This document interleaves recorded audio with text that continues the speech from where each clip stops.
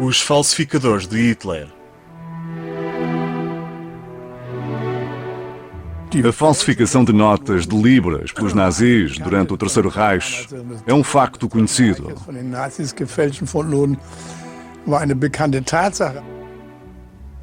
Tínhamos notas de 5 libras, de 10 libras, de 20 libras e de 50 libras. O mais difícil era o papel. Estávamos de férias, mas estávamos mortos. Fomos falsificadores de dinheiro, sim. A verdade nunca será encontrada no lago Toplitz.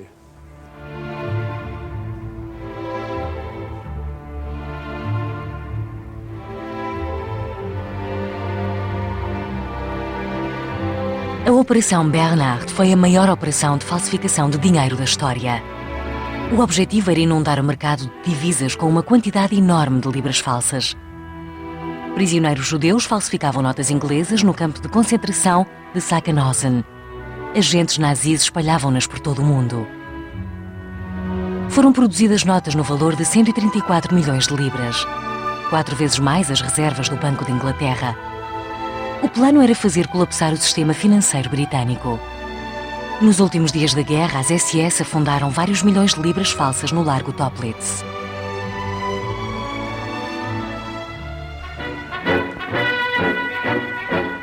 Das Geheimnis des Millionenschatzes gelüftet. Mit modernsten Suchgeräten ausgerüstet, schwimmt ein Floß auf dem Toplitzsee im Salzkammergut. Eine Spezial-Unterwasser-Fernsehkamera sucht jeden Millimeter des Seegrundes ab. In 80 Meter Tiefe, es ist die tiefste Stelle des romantischen Bergsees, findet man tatsächlich eine der 20 Geldkisten. 300 Millionen englische Pfund, das sind etwa 3 Milliarden deutsche Mark, sollen hier im Schlamm liegen. Aber die englischen 5-Pfund-Noten sind gefälscht. Das Hitler-Regime hat sie im KZ Sachsenhausen anfertigen lassen, um die kostspielige Spionage damit zu bezahlen und die englische Währung zu unterminieren. Als die Alliierten in Österreich einmarschierten, versenkten SS-Leute den falschen Schatz bei Nacht und Nebel hier im Toplitzsee. Precisei de um ano e meio, para encontrar as pessoas certas que me explicassem o que acontecera naquele tempo.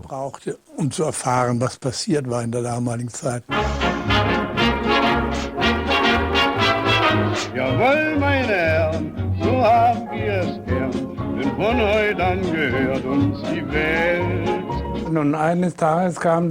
Dia vieram ter connosco agentes das SS de farda castanha. Levaram-me a mim e ao meu pai. Toda a gente disse, os nossos vizinhos, não tenham medo, vocês são trabalhadores pobres, tal como nós, não vos vai acontecer nada. Mas aconteceu.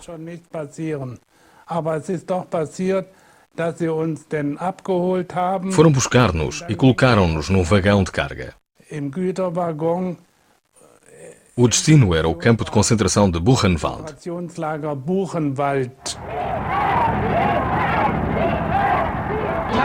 meine Herren, die Sorgen sind fern. Wir tun, was uns gefällt. Und wer uns stört, ist er's noch begreift. Tiso, o padre católico que assumiu o poder na Eslováquia, fez um acordo com Hitler em que implementava todas as leis da Alemanha nazi, desde que mantivesse a sua independência. Foi o princípio do fim, como se costuma dizer.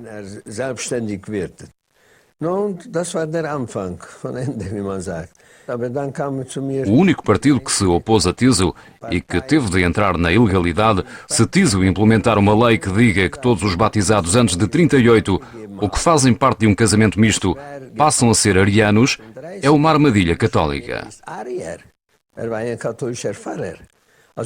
Todos os judeus que tinham sido batizados antes de 38 tinham de mostrar um certificado de batismo. Passei 3 anos a imprimir certificados de batismo. É claro que isto salvou a vida a centenas de pessoas. Mas depois a Gestapo descobriu e prendeu-me a 11 de agosto de 1942. No dia seguinte, eu fazia 25 anos. Fui para Auschwitz-Birkenau com a minha mulher que tinha 22 anos. Mas ela morreu nas câmaras de gás uma semana antes do Natal de 1942. Fiquei sozinho. Jawohl, meine Herren, darauf können Sie schwören. Jawohl, jawohl, jawohl. Fiz passes falsos para judeus. Pegava em passes nazis e trocava as fotografias e as assinaturas. E ensinava-lhes como é que um nazi daquele nível se devia comportar.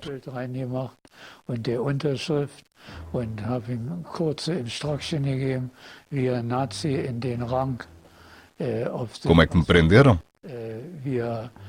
Eu estava no cinema, acenderam as luzes e agentes da Gestapo revistaram todas as filas.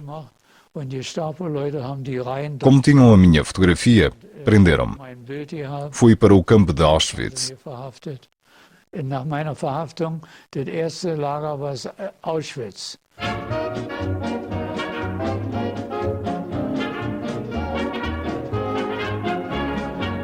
Und wer uns stört, ist er's noch begreift.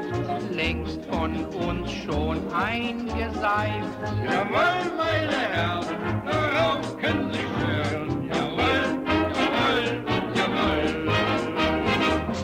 Reinhard Heydrich, chefe da Gestapo, era fascinado pelo fenómeno das falsificações e das suas ramificações. Foi ele que incentivou o chefe das SS, Heinrich Himmler, a falsificar grandes quantidades de libras esterlinas para enfraquecer a moeda inglesa. Originalmente a operação chamava-se Operação Andreas, uma alusão à cruz de Santo André na bandeira inglesa. A primeira fábrica de contrafação da Operação Andreas era em Delbrückstrasse, em Berlim, e era dirigida por um alto oficial das SS, Alfred Naujoks, ajudante de Heydrich e o seu moço de recados. Naujoks consegue arranjar todo o material necessário para Delbrückstrasse. No entanto, não tinha qualificações para dirigir a operação. Faltavam-lhe conhecimentos técnicos para supervisionar os complexos processos de produção necessários para fabricar falsificações credíveis.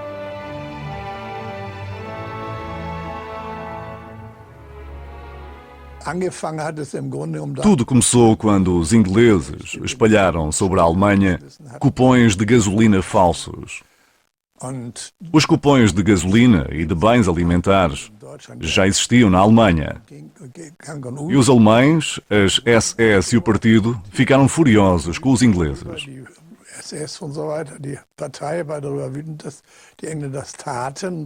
Lembraram-se de fazer a mesma coisa. Também queriam atirar as notas falsas diretamente sobre a Inglaterra. Mas o Heydrich impediu isso e disse que podia usar as falsificações como moeda verdadeira. A Operação Andreas estava destinada ao fracasso desde o início. Heydrich despediu Naujoks e a corrupção espalhou-se em Delbrückstrasse. Eram chefes a mais. Durante um ano não houve resultados visíveis. Mas em maio de 1942, Heydrich foi assassinado em Praga. Em junho desse mesmo ano, Himmler assumiu pessoalmente o controle da operação.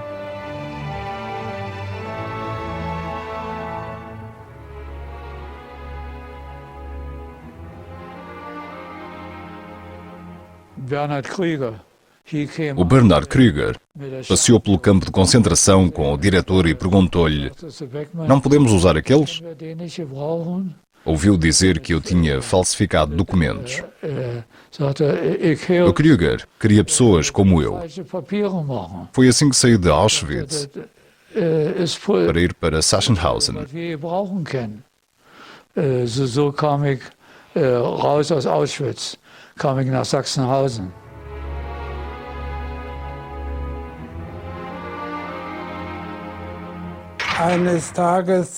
Um dia, na chamada, gritaram: Mal herhören, alle Maler, Drucker, Graveurs. Ouçam, todos os pintores, gravadores, trabalhadores de topografias e gráficas, venham ter comigo.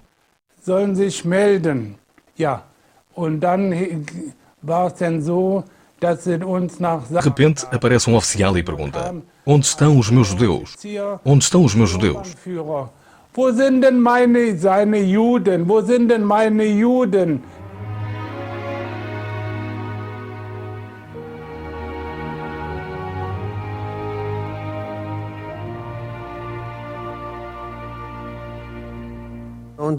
Depois fui até ao único edifício de tijolo de Birkenau. Todos os outros eram estábulos para os presos. Entrei no edifício, fui até ao segundo andar e vi escrito Sturmbannführerhaus, diretor do campo. Bati à porta, entrei e anunciei-me. Detido 64401, apresenta-se. Ele olha para uma ficha e diz, é o Sr. Berger? Quando ele perguntou isto, eu gaguejei. Sim, pergunta ele, é tipógrafo?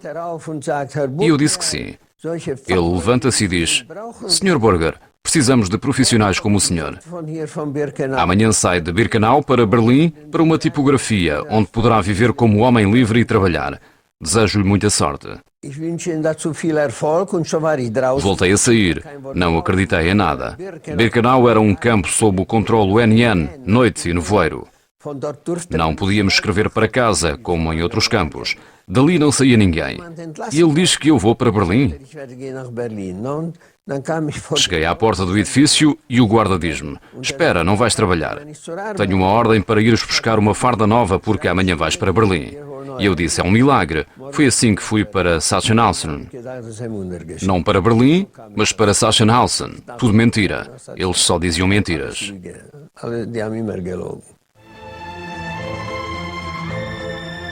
Um grande talento já tinha chamado a atenção das SS durante os primeiros anos da guerra. Na França ocupada, Bernhard Krüger arranjava passaportes inimigos e outros documentos pessoais, e depois falsificava-os para os espiões e agentes do Terceiro Reich. Em junho de 1942, assumiu o comando da Operação Andreas. Bernhard Krüger convence Himmler de que o sigilo e a perfeição eram os pré-requisitos mais importantes para o sucesso da operação. Himmler ordena a montagem da fábrica no campo de concentração de Sachsenhausen e apressa o começo da operação.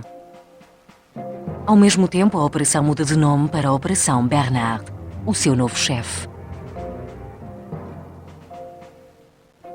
Krüger começa por formar uma equipa de especialistas. Nos muitos campos de concentração do Terceiro Reich, recrutou pessoalmente impressores, tipógrafos, gravadores, especialistas em papel, fotógrafos, editores e outros especialistas judeus que podiam ser úteis à operação. Quando o conheciam, os presos reparavam logo numa importante diferença. Krüger tratava-os com educação, o que não era nada comum nos campos de concentração. Krüger perguntava qual é a sua profissão, onde trabalhava, quer juntar-se aos outros? E os prisioneiros sentiam que era uma oportunidade. Alguns dos falsificadores já estavam nas listas para as câmaras de gás e alguns até já estavam a caminho delas, quando Krüger os recrutou. Em pouco tempo selecionaram 144 prisioneiros para a produção de notas falsas e enviaram-nos para Sachsenhausen. Eram casernas militares como as outras. Primeiro era a caserna número 18 e depois a 19. A caserna era fechada em cima com arame farpado. Tinha uma cerca de madeira toda à volta. E os vidros das janelas eram leitosos. Ninguém, nem sequer do comando de Sachsenhausen, sabia que estávamos ali. Even der Commander von Sachsenhausen hat nicht gewusst, was wir da drin machen. À noite eu dizia sempre para mim próprio, estás de férias em comparação com os outros prisioneiros do campo de concentração, mas estás igualmente morto. Desde o início era claro que estávamos mortos. Mas tínhamos tudo lá. Camas com lençóis imaculadamente brancos, bastante comida. O dia todo ouvia-se música. Estávamos de férias, mas estávamos mortos.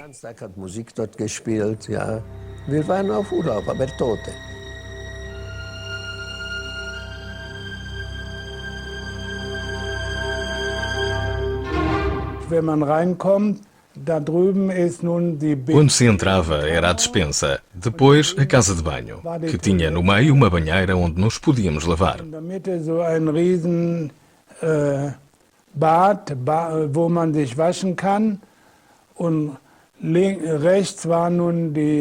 À direita a sala de convívio e ao lado o quarto onde dormíamos.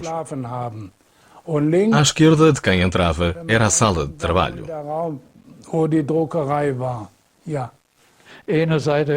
De um lado era a gráfica, Do outro lado, o quarto de dormir e no meio, a sala de jantar. Und in der Mitte ist der Essenraum. Einmal in der Woche wurden wir in das Bad. Uma vez por semana, levávamos a tomar banho.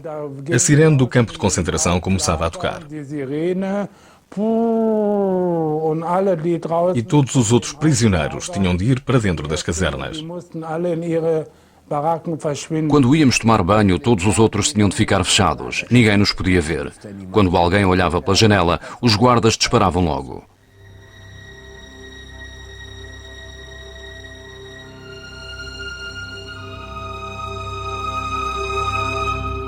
Und dann durften wir De 15 em 15 dias, podíamos organizar um espetáculo. einen Abend O palco era o palco mais caro do mundo. Und die Bühne, Eram as caixas onde armazenávamos as notas falsas. das war nun auf diesen Kisten, wo dieses Falschgeld gelagert da drauf, das war unsere Bühne, ja. O Plapla cantava inacreditavelmente bem. Sempre que havia festa, 6 em 6 semanas, ele cantava. Parece que o estou a ouvir a cantar. Ainda hoje canta na comunidade judaica. Vor meinen Augen, wie dort steht und wie singt. Bis heute singt noch in der jüdischen Gemeinde. Sonntagnachmittag und Sonntag hatten wir Ao sábado à tarde e ao domingo não trabalhávamos. wollten. Wir haben gesessen, Podíamos fazer o que quiséssemos. von zu Ficávamos sentados a falar sobre as nossas casas. Um lia, outros jogavam xadrez. Jogávamos ping-pong. Não trabalhávamos. Wenn ich Ihnen sage, dass ich Digo-lhe que joguei ping-pong com o diretor Werner. Eu joguei ping-pong com ele no campo de concentração. Tennis mit ihm gespielt Não preciso de dizer mais nada. dann braucht man nichts weiteres zu sagen. obwohl der Burger, ich meine, ich will mich da nicht Apesar do Burger ter escrito aqui que jogou ping-pong, não vou dizer nada. Deixo-o ter jogado. angeblich Tischtennis gespielt. Also gut, dann lass ihn Tisch. In Wirklichkeit habe ich Mas, na realidade, eu é que joguei com este aqui que lhe mostrei, com o Werner.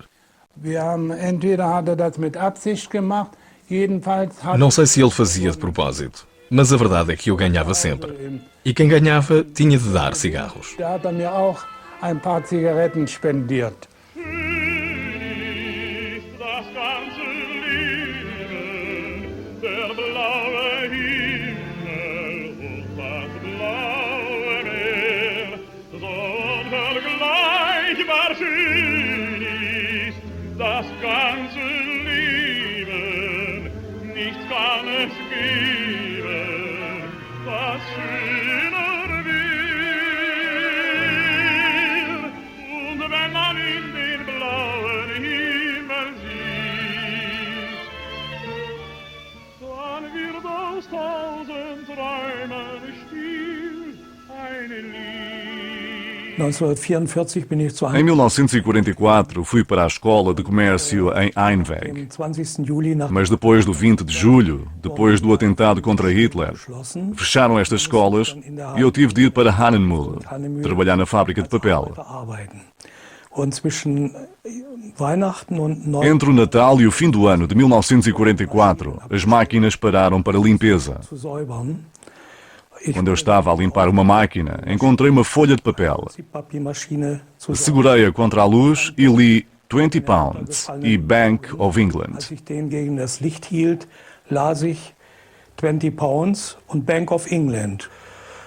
Als ich den Bogen aufnahm, kam O der operador da máquina, que tinha visto tudo, tirou uma folha de papel da mão e eu tive de ir falar com o chefe, que estava com uns agentes de segurança, war dann der provavelmente das SS, que me Betriebsbeauftragte, proibiram de contar aquilo a alguém.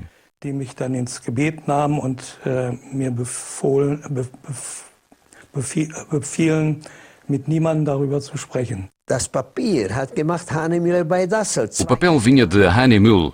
Durante 2 anos fizeram experiências até conseguirem o papel certo. No livro A Oficina do Diabo, incluo um relatório que o diretor técnico de Hanemühle deu aos americanos, onde descreve o quão difícil é fazer o papel. Wenn sie schon das Papier hatten und im Quando conseguiram fazer o papel e quando imprimiram as primeiras 500 notas em Berlim, mandaram-nas para a Suíça. Lá um agente foi ao banco, onde lhe disseram que o dinheiro era verdadeiro. Foi então que se lembraram de montar no campo de concentração de Sachsenhausen uma gráfica moderna para imprimir dinheiro.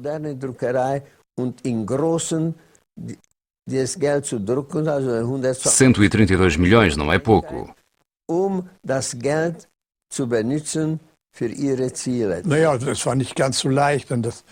Não foi muito fácil. Tinham começado a Operação Andreas e o papel ainda era muito grosso. Só depois perceberam que o papel que os ingleses usavam era oleoso e limpo depois. Não era material de primeira. Era de segunda. Perceberam isto por acaso e as coisas começaram a funcionar. Foi a primeira fase, mas depois perceberam depressa.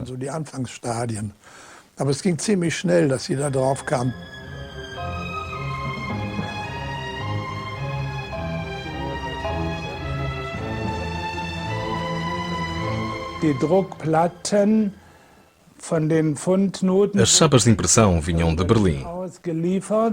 E os nossos gravadores eram o Felix Citrin, de Leipzig, e mais um rapaz da Polónia. Ficavam sentados a trabalhar os pormenores com uma lupa. E claro, também tínhamos notas verdadeiras para comparação. Natürlich hatten wir ein paar Original-Fundnoten auch, damit wir vergleichen. Die haben nun die Feinheiten nochmal nachgraviert. Ja. Não muito longe de Sachsenhausen fica o Castelo Friedenthal, uma elegante casa de campo de estilo inglês ocupada pelas SS. Era aqui que as chapas de impressão eram fabricadas e era aqui que eram levadas para o campo de concentração, onde a Operação Bernhard era finalizada e aperfeiçoada. Era neste castelo, sob a liderança do agente preferido de Hitler, Otto Skorzeny, que todas as operações dos serviços secretos do Terceiro Reich eram planeadas e os seus agentes especiais treinados. Os líderes do Terceiro Reich sabiam que o colapso da economia britânica lhes daria a vitória mais depressa.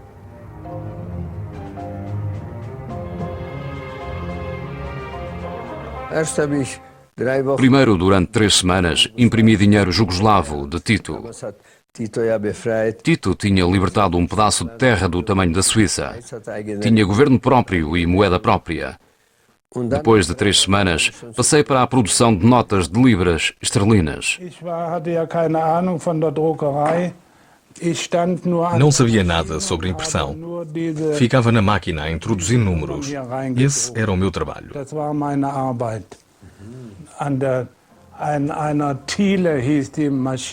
Era uma Tille. A máquina chamava-se Tille. Eram apenas 4 números, sempre a andar. Eu tinha de verificar se os números avançavam. Se saísse 2 vezes o mesmo número, era uma falha.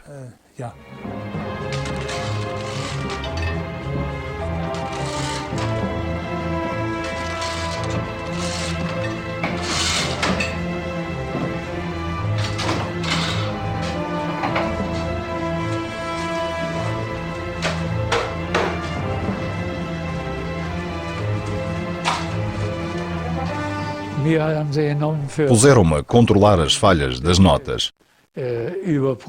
As notas eram divididas em 5 classificações. A primeira escolha eram as perfeitas. As notas da primeira escolha iam diretamente para a Inglaterra ou para a Suíça. A Suíça era um país neutral na Segunda Guerra Mundial. Através da Suíça, comprava-se matérias-primas em Inglaterra. Aço, por exemplo, do qual os alemães não tinham a patente. As notas de segunda escolha eram para os espiões. Usavam-nas para pagar aos espiões deles. Deram ao melhor espião alemão, Cícero, cerca de 300.000 libras esterlinas pelo seu bom trabalho. E eram todas papéis de Sachsenhausen. Depois da guerra, ele quis usá-las e disseram-lhe: aqui tem de pagar com dinheiro verdadeiro. 10 anos depois, ele foi ter com o governo alemão e exigiu uma indenização. Fizeram um filme sobre isso, porque lhe deram dinheiro falso.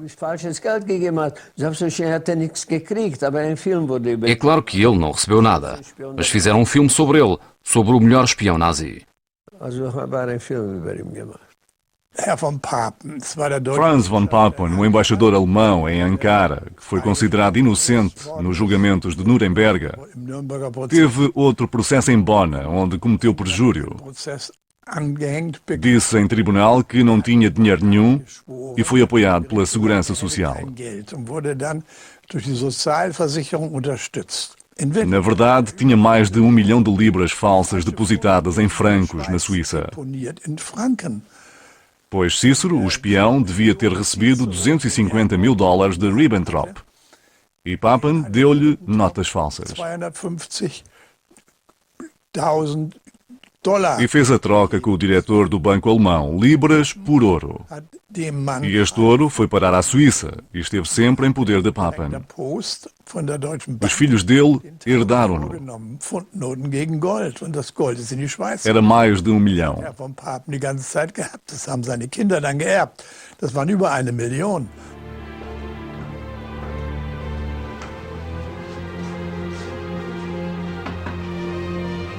Notas de terceira escolha iam para financiar operações de sabotagem durante a campanha de África de Rommel. Notas de quarta escolha eram para ser atiradas sobre a Inglaterra e as de quinta escolha eram rejeitadas.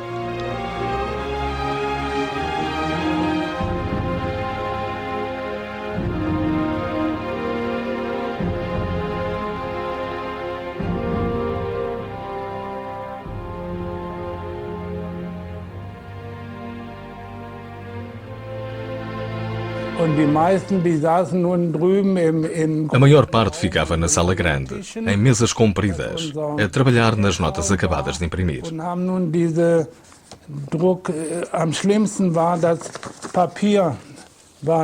O pior era o papel. Era muito difícil tratar o papel. Tinham de tornar as notas velhas e sujas, para que não se visse que eram novas.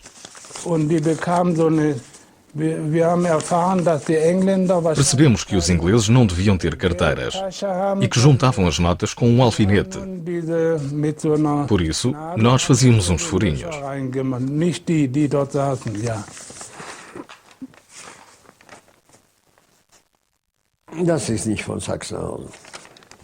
Esta não é de Sachsenhausen. Eu não conseguia distinguir uma nota verdadeira de uma falsa. Mas quando a vejo à contraluz e não tem um furinho na Rainha de Inglaterra, é porque é verdadeira.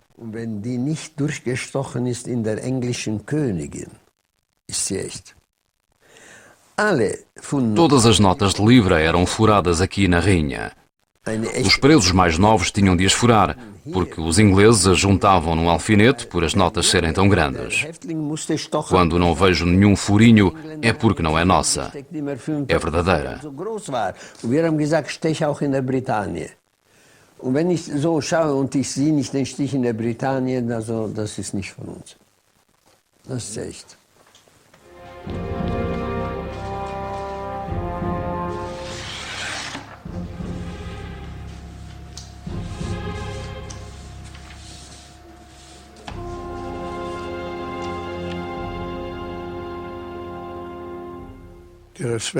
O tal Schwend, o oficial das SS, não era nenhum borra-botas.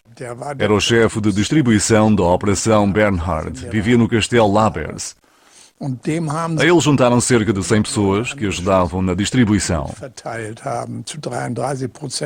Recebiam 33% e trocavam o dinheiro em todo o lado. Na Suíça, no banco do Liechtenstein.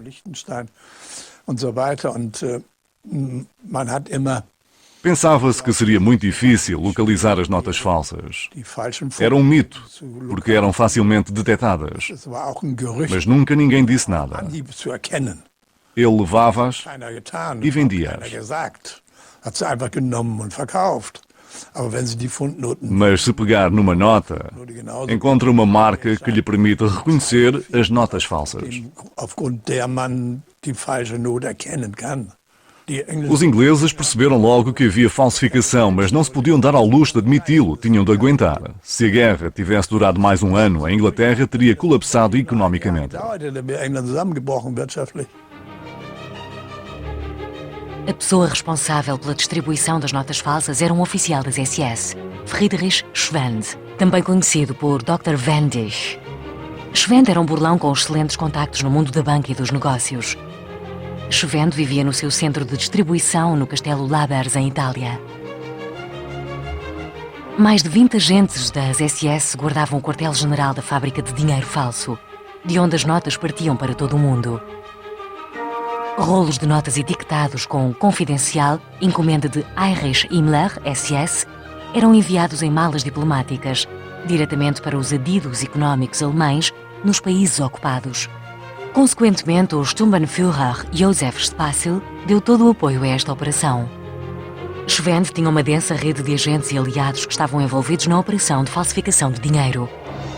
Operava no Terceiro Reich como um homem de negócios bem-sucedido e usava as notas falsas para comprar divisas estrangeiras verdadeiras, ouro, armas, matérias-primas e bens alimentares. A partir de 1944, a distribuição era feita através de Spassel. Os caminhões com as caixas de notas falsas saíam de Berlim para Arcachon, no Golfo da Biscaia. A 7ª Esquadrilha de Submarinos estava em Saint-Nazaire e havia uma base naval em Arcachon, onde os navios eram carregados com as notas falsas que levavam para a América do Sul. Die sind beladen worden mit Pfundnoten und sind dann rübergesegelt nach Südamerika. Schwend inundou o mundo com notas falsas. Com a ajuda dos seus agentes, distribuiu dinheiro falso pela Europa, América do Sul, África e Ásia. Todos os meses produzia-se 500 mil de notas no campo de concentração de Sachsenhausen.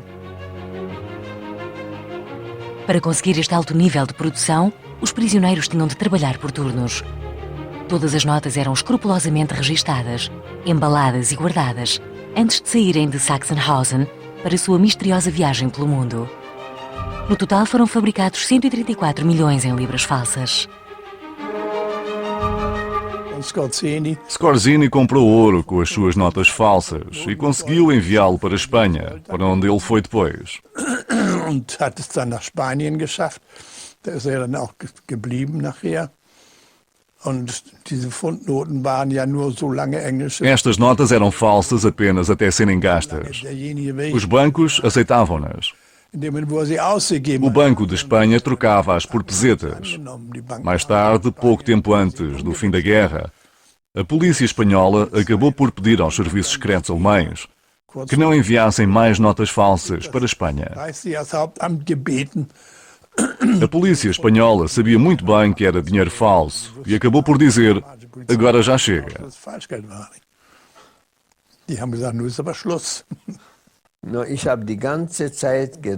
Imprimi notas inglesas até ao final de 1944. Depois, o Kruger disse que íamos começar a imprimir dólares. Passou-me a mim e ao meu colega para a caserna 19. Eu imprimia as notas de libra na caserna 18 e começámos a produção de dólares.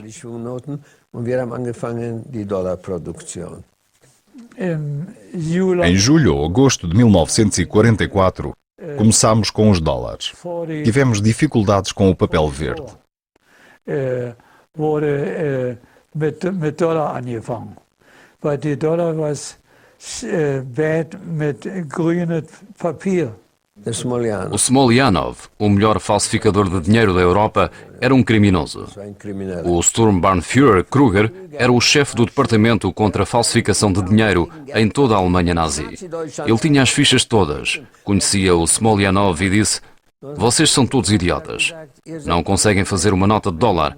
Vou trazer um especialista para vos ensinar. E trouxe o Smoljanov.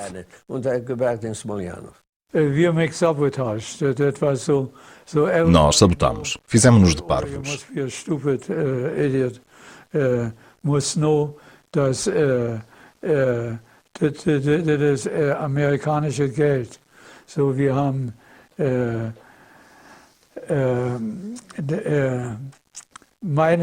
O meu trabalho era manter as máquinas oleadas. Eu coloquei óleo na tinta verde.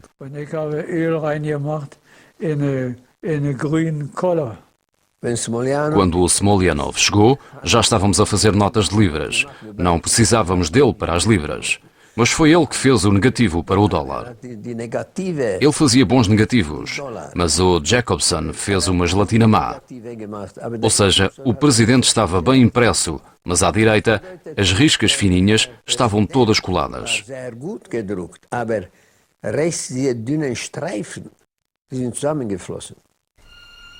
Os aliados controlavam o espaço aéreo alemão desde meados de 1944.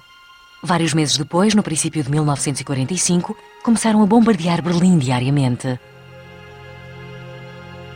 Os detidos na fábrica de falsificação do campo de concentração de Sachsenhausen perceberam que Hitler já tinha perdido a guerra e que a derradeira vitória era uma fantasia megalómana. A 13 de março chegou a ordem de Berlim. Parem de trabalhar.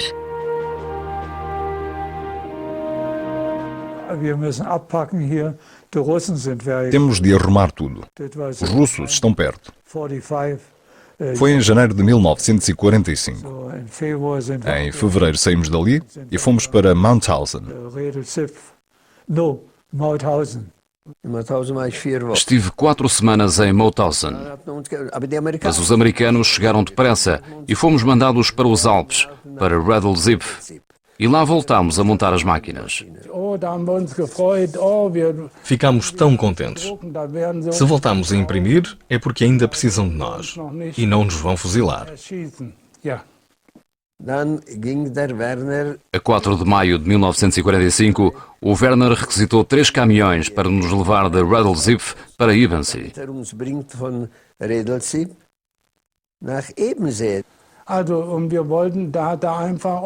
Foi uma grande confusão.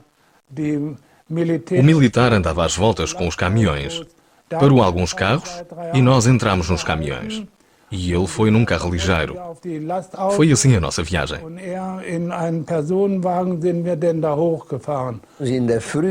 A 5 de maio estavam lá 160 soldados das SS e 16 mil presos normais. Nós não devíamos estar ali.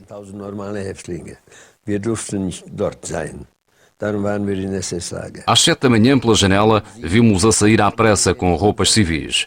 Deitaram fora malas e armas e gritaram para os nossos guardas: deixem essas porcarias, os americanos já estão na aldeia.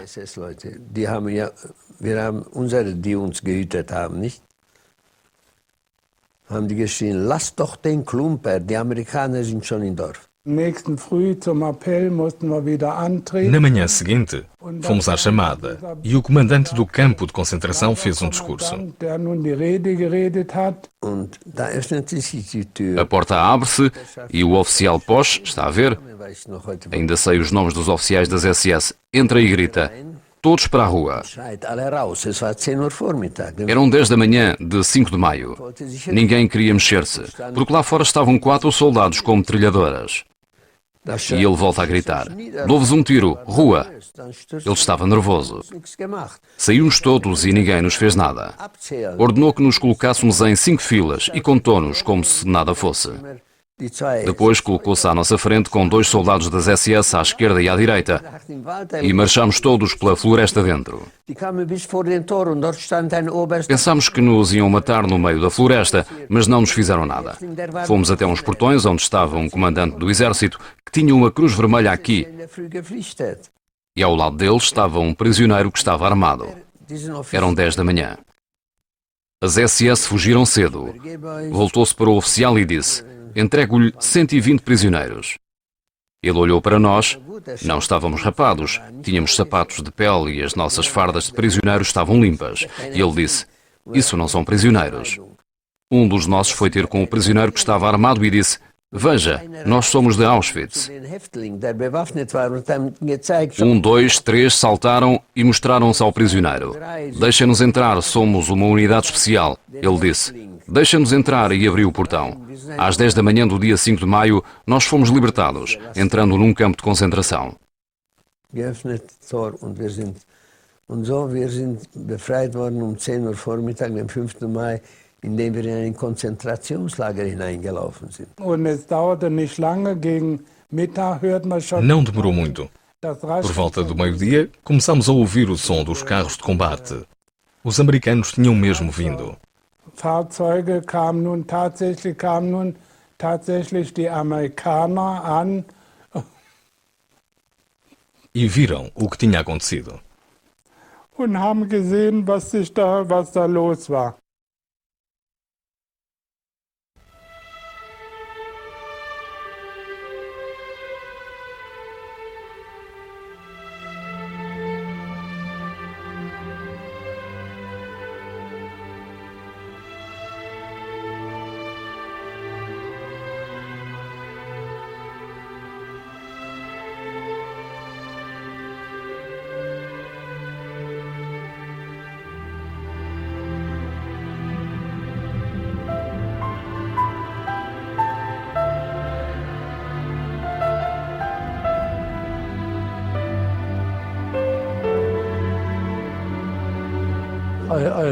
Quando nos descobriram, informaram Inglaterra.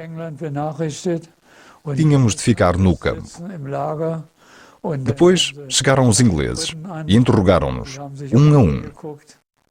Alguém aqui fala inglês? Disseram.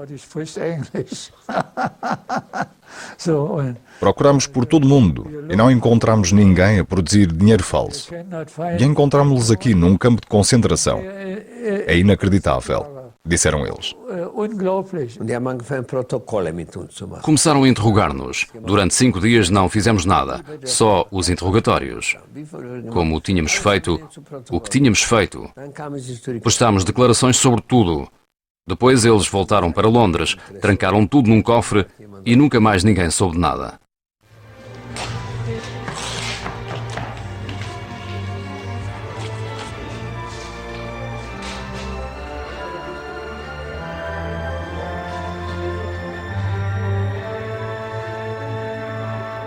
Para fora, comportava-se como um exemplar homem das SS. Na verdade, a única coisa que ele não queria era ir para a frente de batalha. A Operação Bernhard era realizada dentro do campo de concentração de Sachsenhausen. Como líder da operação, ele tinha de ficar em Sachsenhausen. Ele não vivia lá, tinha o seu próprio apartamento. Chegava todas as manhãs, pontualmente às 8, conduzia o seu próprio carro e orientava os prisioneiros. Mas o mais importante era não ir para a frente de batalha.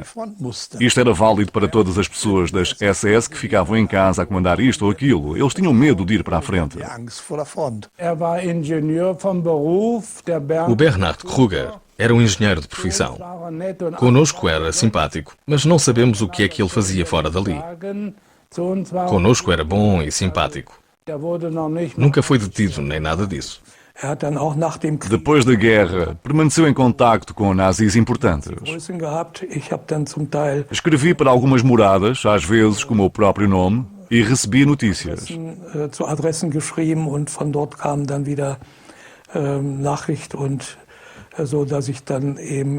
Passava depois essas informações ao Bernhard Kruger. Podíamos agir na clandestinidade. Por exemplo, no caso de Scorzini, o homem que conseguiu libertar Mussolini em Itália em 1944. Continuou a manter contacto com ele e também com outros que foram para a América. Ainda havia uma ligação, uma rede. A batalha por Berlim já tinha acabado. A guerra estava perdida para a Alemanha, mas não para as SS, a força mais poderosa do Estado nazi. Já antes do fim da guerra, ouro e divisas estrangeiras foram levados para diferentes países do mundo. Estabeleceram-se empresas lá fora. Tinham sido criados fundos de emergência para assegurar a sobrevivência após o fim do Reich dos 1000 anos. Estes fundos foram a principal fonte de financiamento da lendária Operação Odessa. a organização de fuga e reintegração de antigos membros das SS.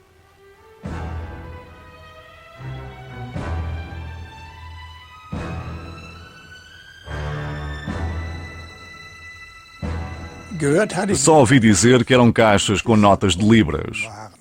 Mas como já não havia muitas pessoas vivas que tivessem arrumado as caixas, podíamos supor que havia outras coisas lá dentro.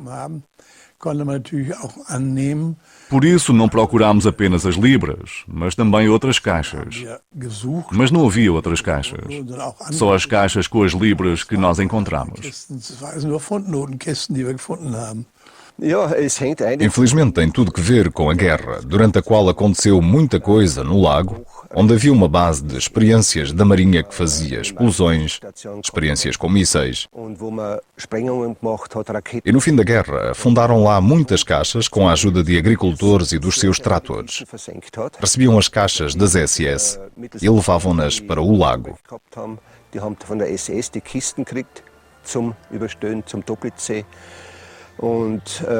Eram caixas relativamente pesadas e também algumas mais leves. É claro que ninguém sabia o que estava dentro das caixas. Aconteceu muita coisa naquela zona. Apareceram muitos tesouros, muito ouro e pedras preciosas.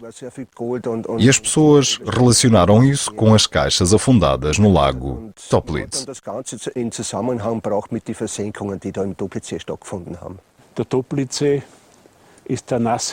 O lago Toplitz é o cofre subaquático da Operação Bernhard. Foi o que o tornou famoso. O Sr. Lode, jornalista da Stern, conseguiu um grande feito: tornar conhecido o seu nome e o do lago. Foi o seu maior feito.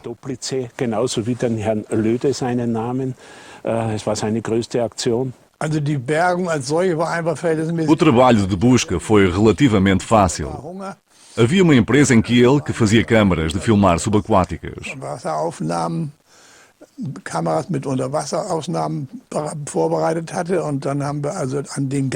Nós construímos uma estrutura e colocámos uns holofotes à esquerda e à direita, e no meio ficava a câmara numa caixa de madeira.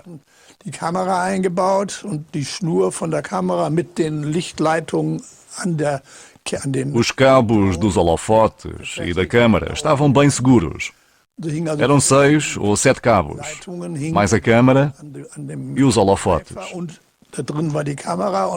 Quando a estrutura descia, percebíamos logo o que estávamos a ver. Foi relativamente simples. O fundo duplo foi uma invenção dos americanos, que fizeram o primeiro mergulho em 1946. Sempre souberam que estava ali qualquer coisa, que era interessante e que queriam recuperar. Houve um acidente fatal com um dos mergulhadores americanos e a operação foi cancelada. As libras estavam à espera do Lode. Provavelmente, os americanos teriam gostado de as recuperar, mas não conseguiram. Os americanos é que disseram que havia um fundo duplo, que se tinha criado um banco de troncos de árvores a meia profundidade. Até custou a vida a um mergulhador americano que ficou lá preso.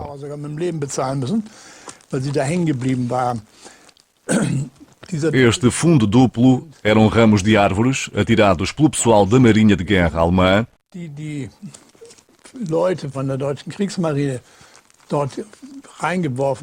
que também atou arame à volta das caixas.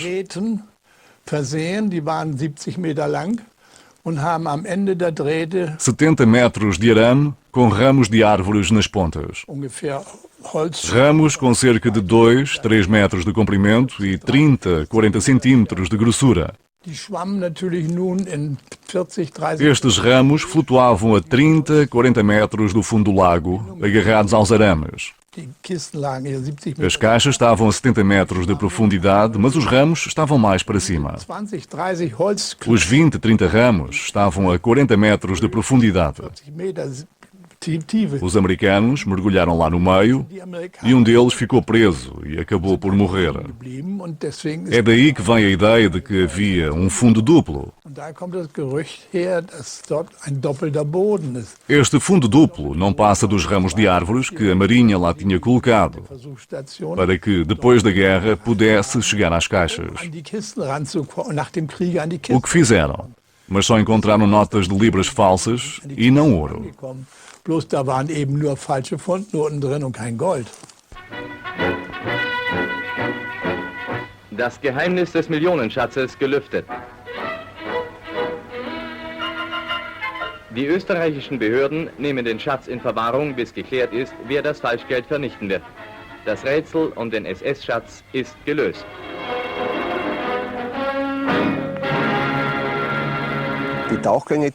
Quando eu era criança, vi os mergulhos que lá se fizeram.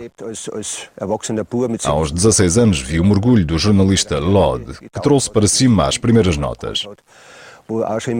Mas sempre ouvi dizer que também havia ouro lá dentro. Apareceu imenso dinheiro. Ficou tudo branco com as notas à tona.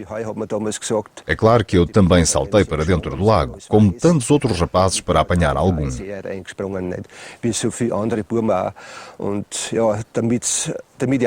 Enfiei as notas nos calções de banho e fui-me embora.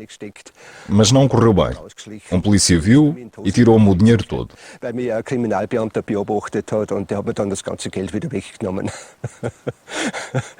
Foi pena. Aquilo valia dinheiro. Naquela altura uma libra eram 76 shillings. 50 libras já era uma boa quantia. Também como artigo de coleção, é claro. Tive nas mãos quase 1.200 shillings. E em Hong Kong e em outras colónias britânicas, as libras ainda eram válidas. Diz-se que houve quem tivesse feito algum dinheiro assim. Na Argentina, havia um banco de um homem chamado Fultner. O banco já tinha apoiado o Eichmann e estava cheio de notas falsas. Era um banco verdadeiro.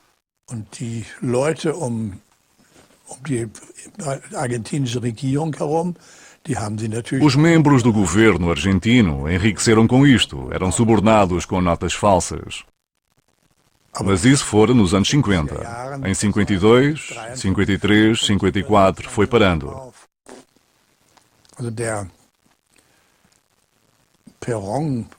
O Perón foi subornado com notas de libra depois da guerra. A mulher dele tinha uma conta bancária na Suíça cheia de libras. Entretanto, já não eram notas falsas, pois tinham sido trocadas, através do Banco Argentino, por notas verdadeiras. Echte englische Fundnoten waren, nur echte Noten gewechselt waren. Nicht?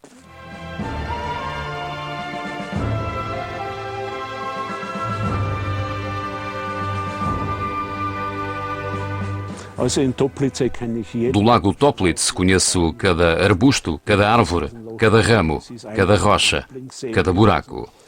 Foi um dos meus lagos preferidos, para a grande pena do Instituto das Florestas austríaco, que sempre teve as mãos no lago. Isto, por exemplo, é uma chapa de impressão original. Há uma igual no lago Toplitz, numa cabana de pescador. Desta fizeram-se outras placas que eram usadas na impressão das notas. Calculo que ainda haja 2 dúzias de sítios na Áustria onde há ouro enterrado.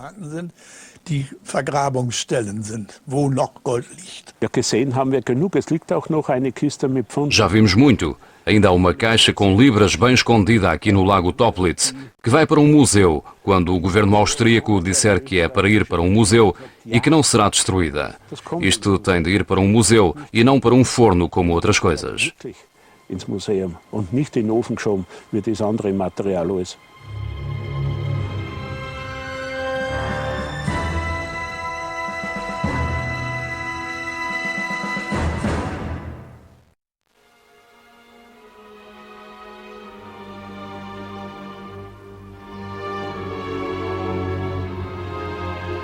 Vivíamos um dia de cada vez. Dia 5 de maio, às 10 da manhã, fomos libertados, entrando num campo de concentração. Estamos vivos porque trabalhamos na contrafação.